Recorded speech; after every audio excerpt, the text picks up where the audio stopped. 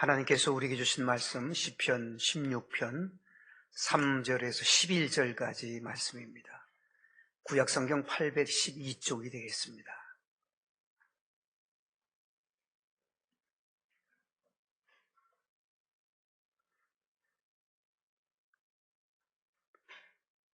땅에 있는 성도들은 존귀한 자들이니 나의 모든 즐거움이 그들에게 있도다. 다른 신에게 예물을 드리는 자는 괴로움이 더할 것이라. 나는 그들이 드리는 피의 전제를 드리지 아니하며 내 입술로 그 이름도 부르지 아니하리로다. 여호와는 나의 산업과 나의 잔의 소득이시니 나의 분깃을 지키시나이다. 내게 줄로 재어준 구역은 아름다운 곳에 있으며 나의 기업이 실로 아름답도다. 나를 훈계하신 여호와를 송축할지라. 밤마다 내 양심이 나를 교훈하도다. 내가 여호와를 항상 내 앞에 모시며 그가 나의 오른쪽에 계심으로 내가 흔들리지 아니하리로다. 이러므로 나의 마음이 기쁘고 나의 영도 즐거워하며 내 육체도 안전히 살리니 이는 주께서 내 영혼을 수월에 버리지 아니하시며 주의 거룩한 자를 멸망시키지 않으실 것임이니이다. 주께서 생명의 길을 내게 보이시리니 주의 앞에는 충만한 기쁨이 있고 주의 오른쪽에는 영원한 즐거움이 있나이다. 아멘.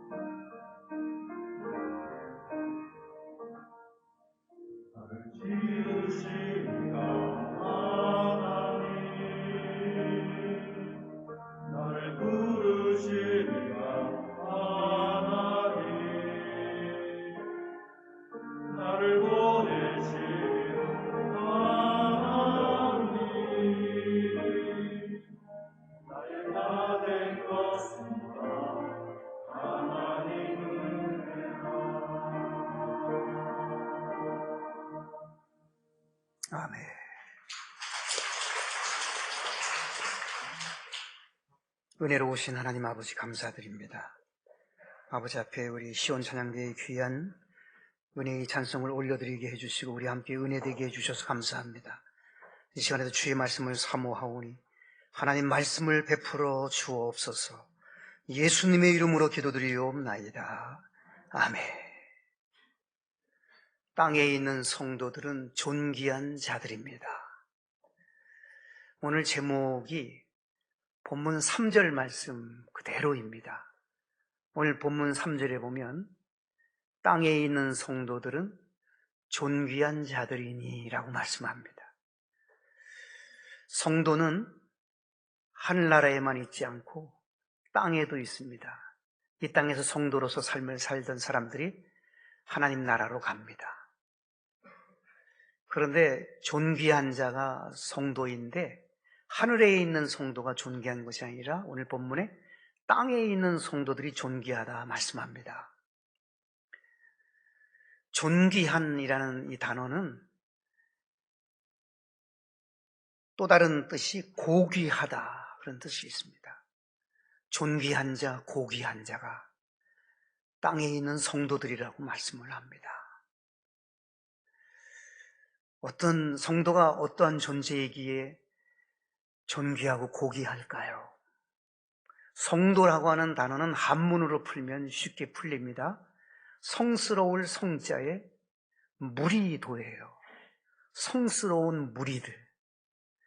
예수님이 교회의 머리가 되시고 모든 성도들이 교회의 그 몸의 지체가 되는데 그 무리들, 교회를 이루는 모든 성스러운 무리들이 바로 성도라는 것이죠. 땅에 있는 성도들은 존귀한 자다, 고귀한 자다 그렇게 말씀을 합니다. 국어 사전으로도 보면 성도는 신자를 높여서 부르는 말이라고 되어져 있습니다. 성도는 귀한, 고귀하고 존귀한 존재예요. 직분이 없는 사람이 성도가 아니라 성도는 정말 존귀한 사람들이고 고귀한 사람들입니다. 교회를 이루는 지체들입니다. 땅에 있는 성도들은 존귀한 자들이니 나의 모든 즐거움이 그들에게 있도다.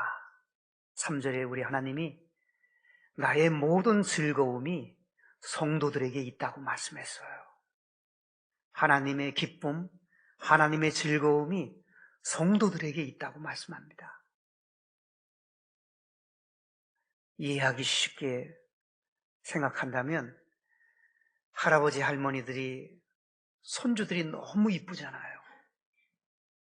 손주들만 바라봐도 미소가 지어지잖아요.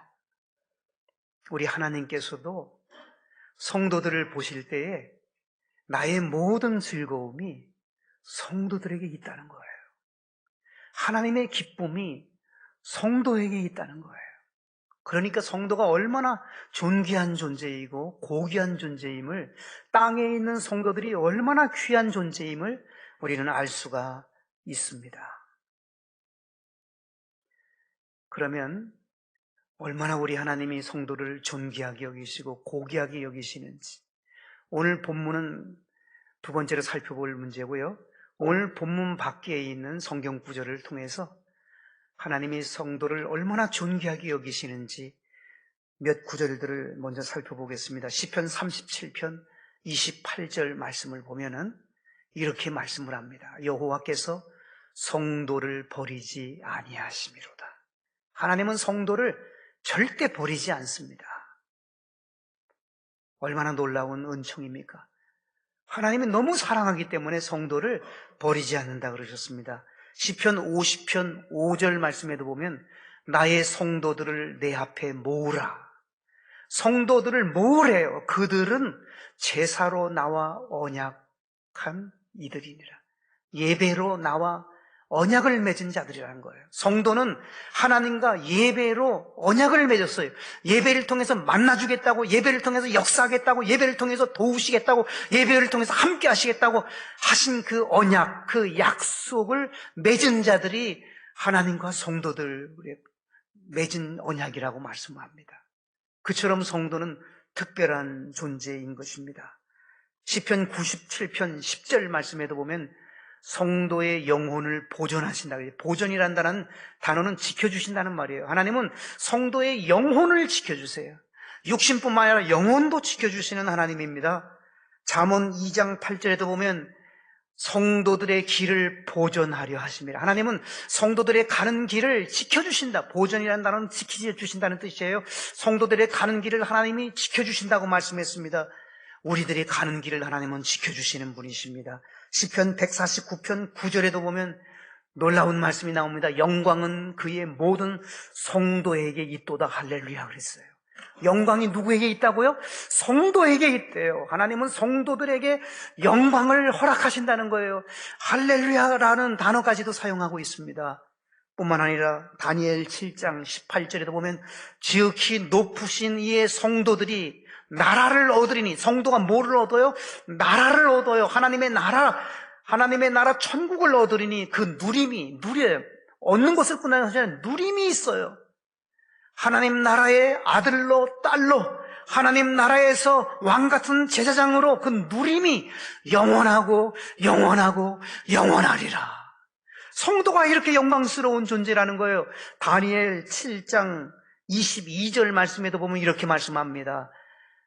옛적부터 항상 계신 이가 와서 지극히 높으신 이 성도들을 위하여, 하나님은 성도들을 위하여 원한을 풀어주셨고 때가 이름에 그랬어요. 원한을 풀어주시는 하나님, 성도들의 원한을 풀어주신다고 그랬어요.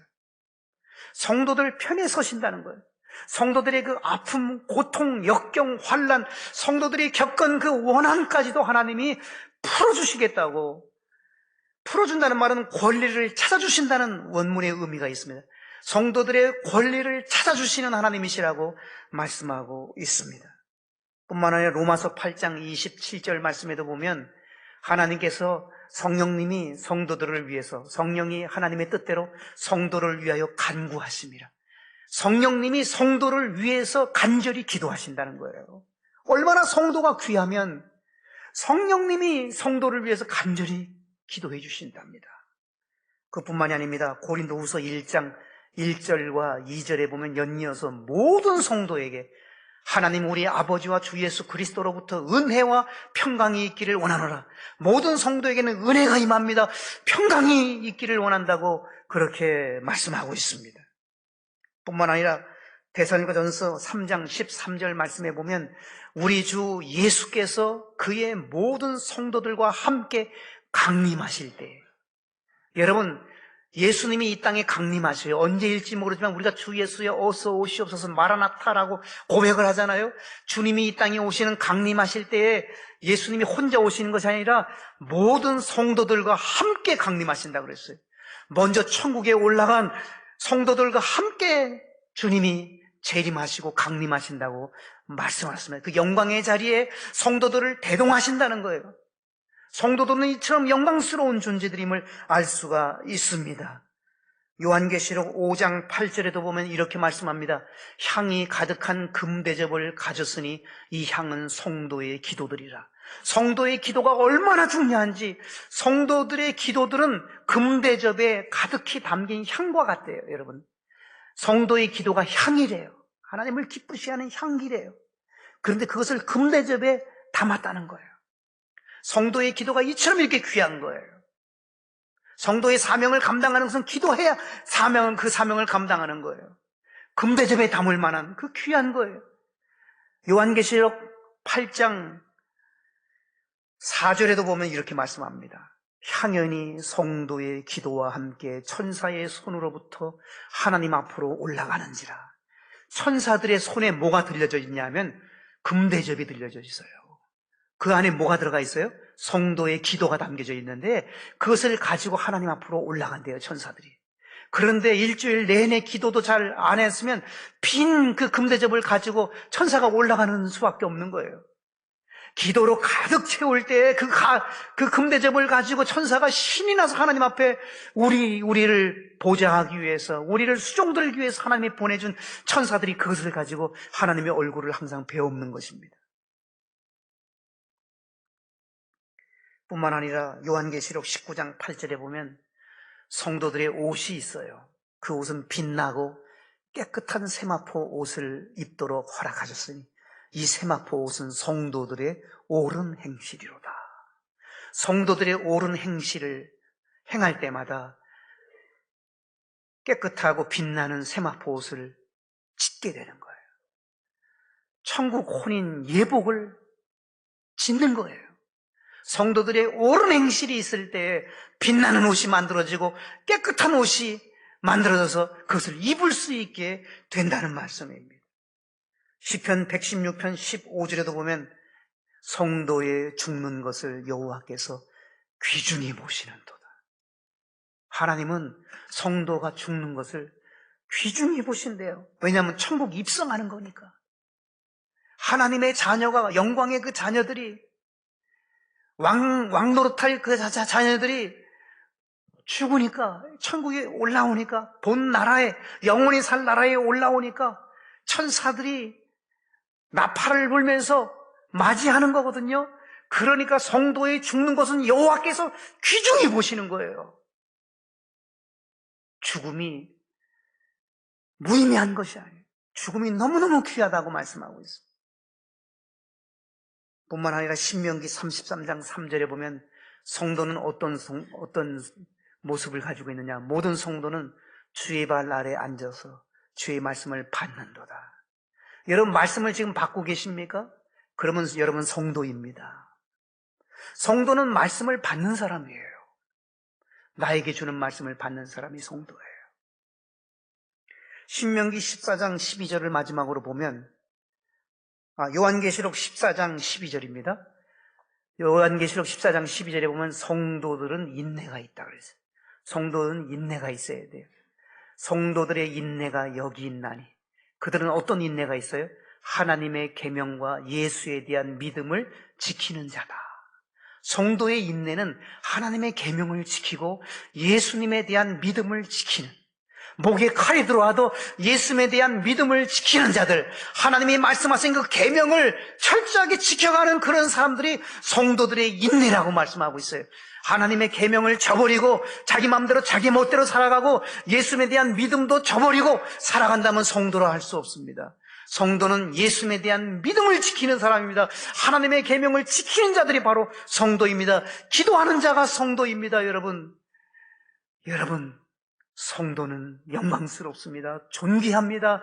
성도는 참으로 하나님께서 모든 것을 성도를 통해서 허락하셨음을 성경은 말씀하고 있습니다.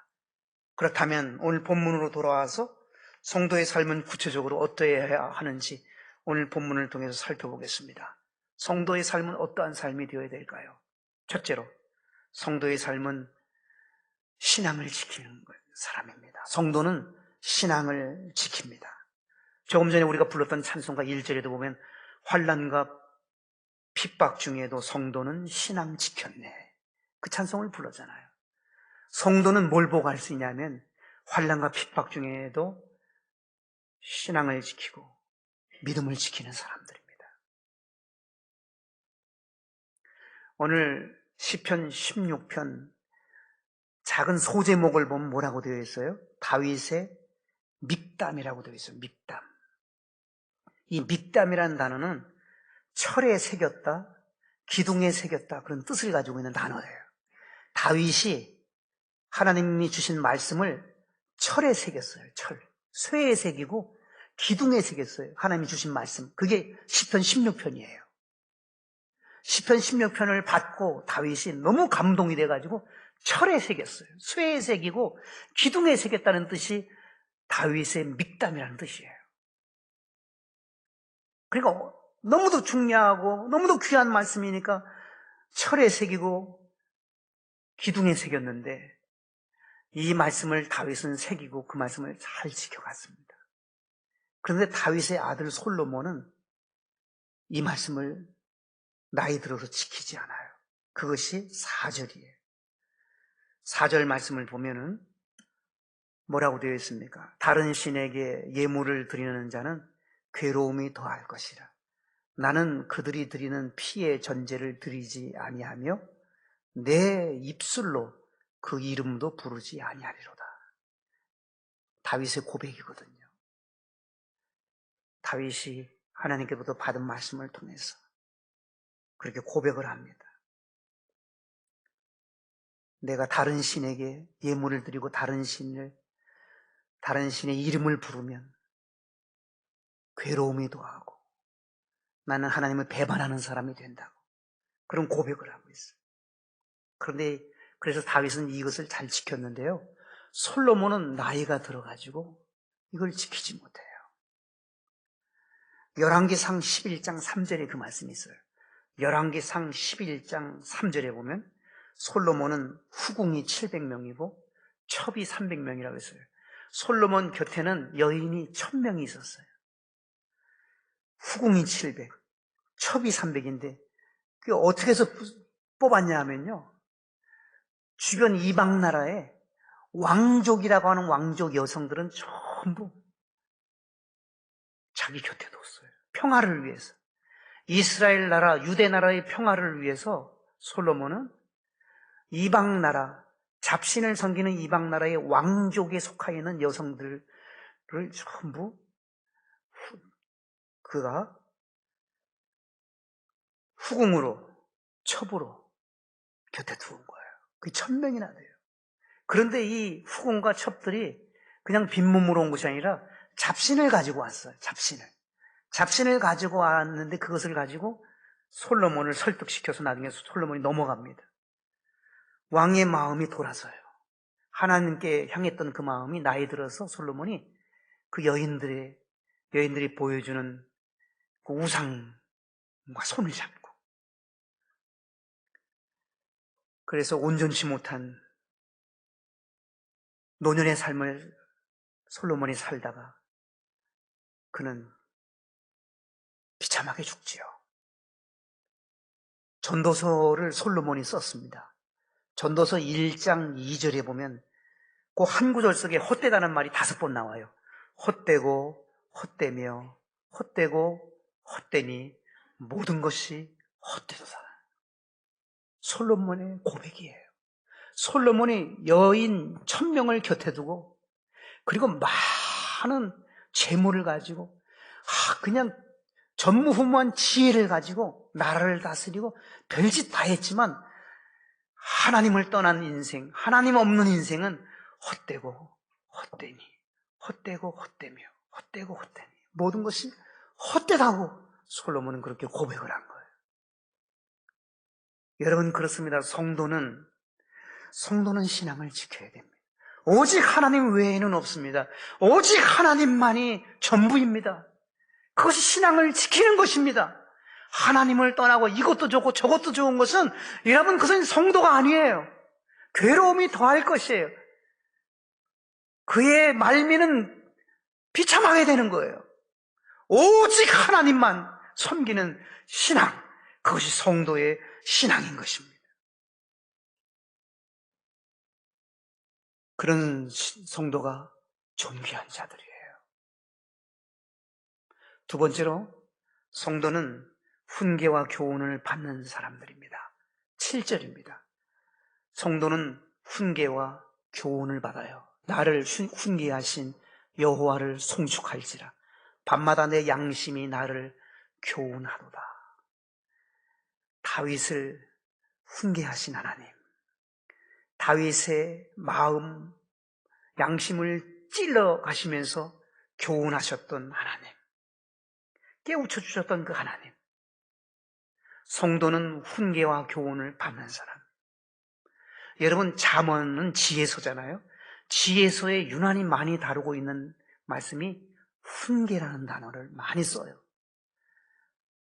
열 몇 번 나오는데 제가 한 5가지만 소개합니다. 잠언 1장 7절에 보면 미련한 자는 훈계를 멸시하느니라 그랬어요.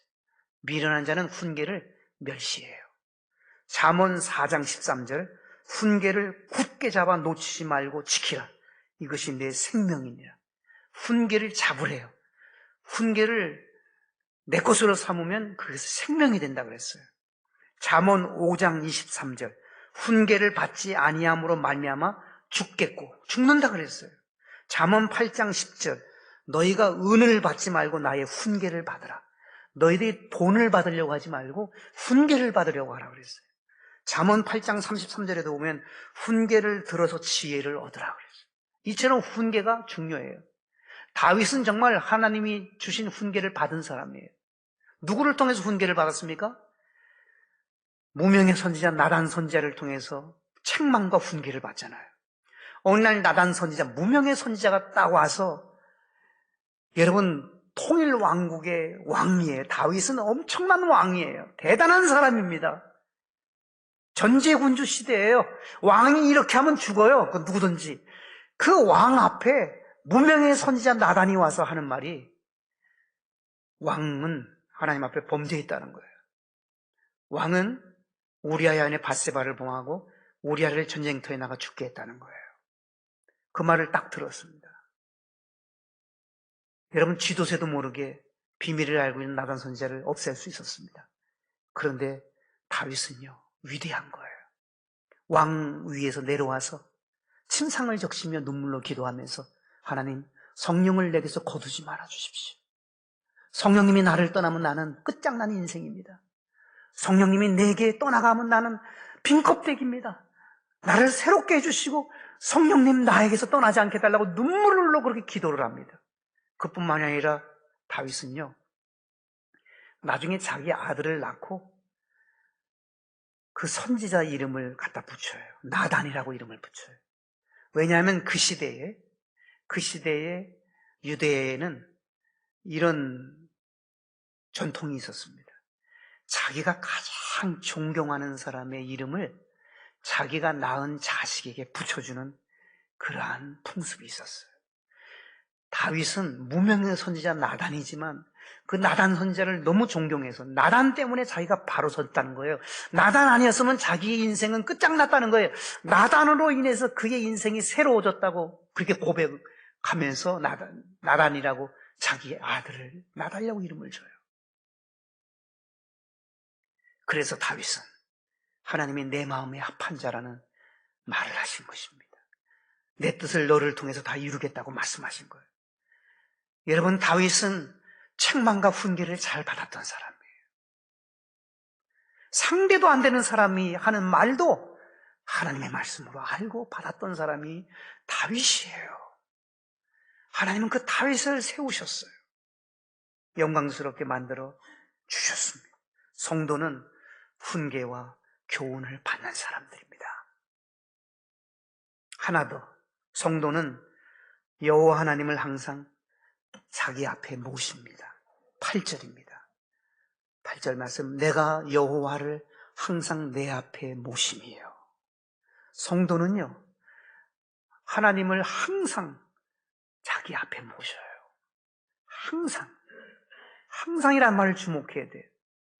어쩌다가 기분 나쁘면 내 앞에 모셨다가 하나님 저리 가 계시라고, 기분 좋으면 내 앞에 계시고 기분 나쁘면 저리 가시고, 상황 따라 바뀌는 게 아니에요. 항상이에요. 여건 따라 바뀌는 것이 아니에요. 환경 따라 바뀌는 것이 아니에요. 기분 따라 바뀌지 않습니다. 감정 따라 바뀌지 않습니다. 항상입니다. 유행 따라 바뀌는 것이 아니고 철 따라 바뀌지 않는 거예요. 시종일관입니다. 일편단심입니다. 언제나 여호와 하나님이 성도 앞에 모셔둡니다. 여러분, 성도는 하나님을 앞에 모셔두는 사람입니다. 하나님을 내 앞에 모신다는 말은 우선순위가 하나님이라는 뜻이에요. 하나님 먼저라는 거예요. 너희는 먼저 그의 나라와 그의 의를 구하라. 그러면 이 모든 것을 너희에게 더하시라고 말씀하셨듯이 하나님 먼저의 신앙입니다. 하나님 제일주의 신앙이에요. 하나님이 제일인 거예요. 하나님이 내 앞에 있으므로 하나님 제일주의, 하나님 중심이라는 거예요. 하나님 중심의 신앙인 거예요. 하나님이 내 인생의 최종 결제자라는 거예요. 내가 다 결제해놓고 하나님 됐지요? 기도는 물론 할 수도 있어요. 하나님 어떻게 하면 좋겠습니까 하고 내 마음대로 다 해놓고 내가 내 인생의 결제자가 되는 거잖아요. 그러나 하나님이 최종 결제자가 되도록 해야 됩니다.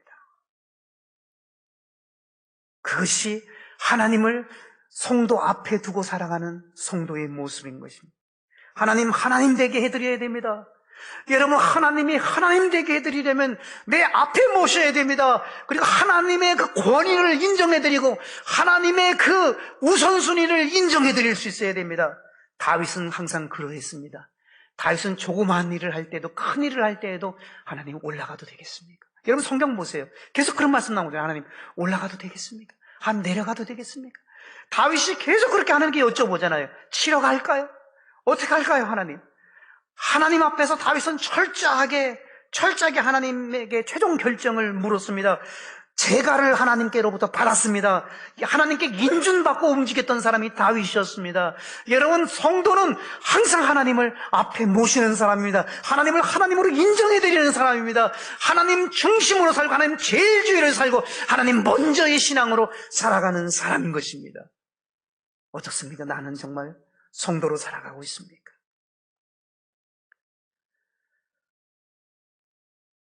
그렇게 하면 어떤 결과가 있을까요? 오늘 5절 말씀에 첫 번째 결과가 나옵니다. 오늘 본문 5절, 성도를 하나님이 어떻게 하십니까? 여호와는 나의 산업과 나의 잔의 소득이시니 나의 분깃을 지키시나이다. 하나님이 나의 산업이래요. 산업이라는 단어는 재산이라는 단어예요. 하나님이 나의 재산이 돼요. 엄청난 선언 아닙니까? 하나님이 내 재산이에요.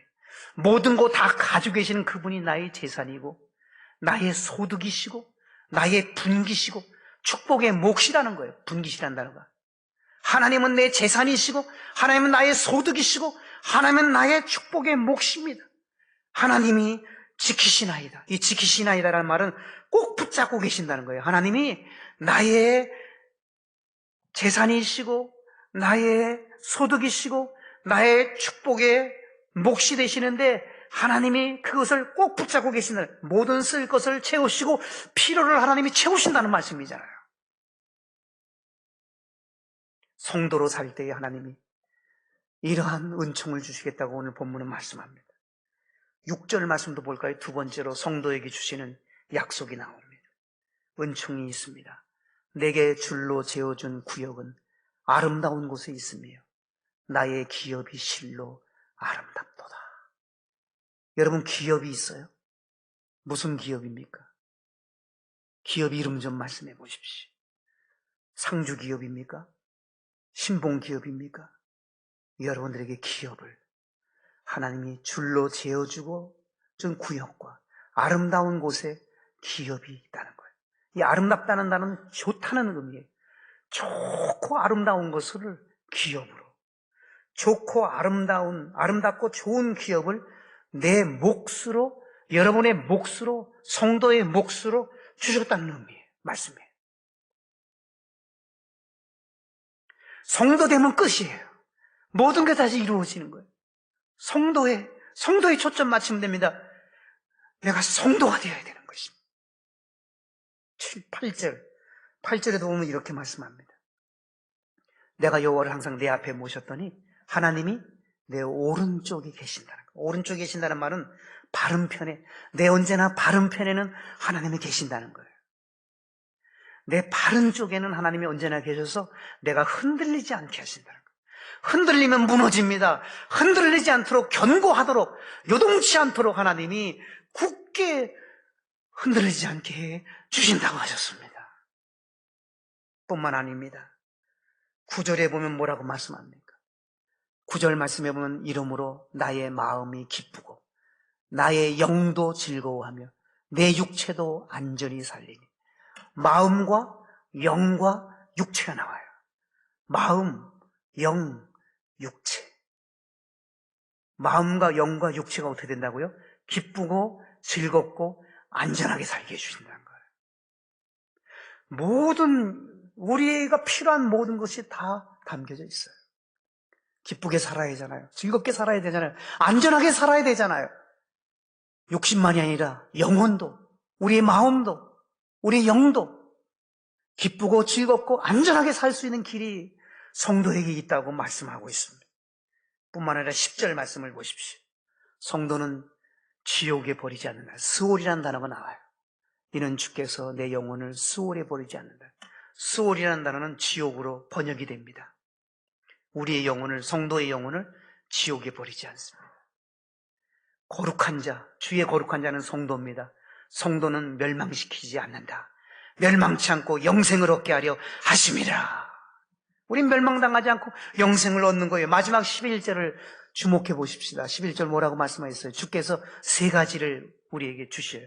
첫째는 주께서 생명의 길을, 둘째는 충만한 기쁨, 셋째는 영원한 즐거움입니다. 여러분 생명의 길로 가실 수 있기를 축원합니다. 영원한 기쁨이 있으시기를 축복합니다. 영원한 즐거움이 있게 되시기를 주 예수님의 이름으로 축원합니다. 성도에게 주시겠다고 하시는 약속입니다. 이처럼 하나님은 성도를 이 땅에서도 영원한 천국에서도 책임져 주신다고 약속하셨습니다.